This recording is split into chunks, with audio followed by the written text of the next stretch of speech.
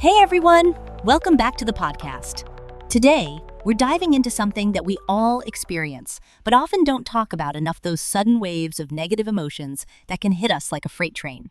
You know, the kind that makes you feel like you're drowning in a sea of despair? Yeah, that one. But here's the kicker: these feelings don't define our worth. They're actually signals, little nudges from our inner selves saying, hey, it's time for some self-care.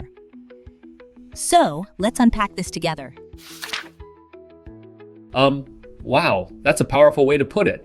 So, when you say these feelings are signals, do you mean they're kind of like a warning light on a car dashboard? Like, hey, you need to check your oil, or something?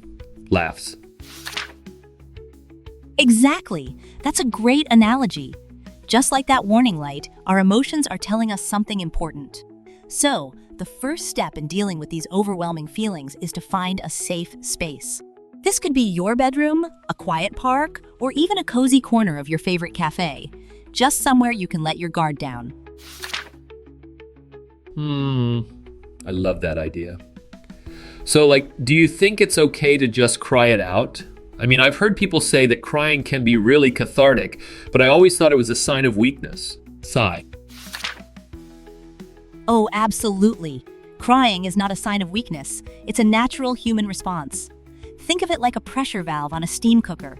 If you don't let some steam out, things can get dangerously hot. So, let yourself cry freely until you feel calmer. It's a release, a way to process those emotions. Right. So after crying, what's next? Do we just sit there and hope the feelings go away? Laughs. Great question. After you've let those emotions flow, the next step is to try to name what you're feeling. Are you sad, frustrated, or maybe even angry?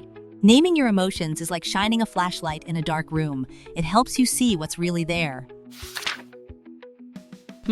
That makes sense. So it's like when you're in a haunted house and you hear a noise, but once you turn on the light, it's just a coat hanging on a door?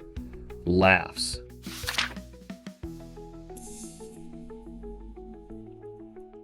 You're getting it. Once you've named your emotions, the next step is to reflect on any unmet needs you might have. This could be a need for respect, love, safety, or validation. It's like checking your emotional pantry. What's missing? Wow, that's a cool way to think about it.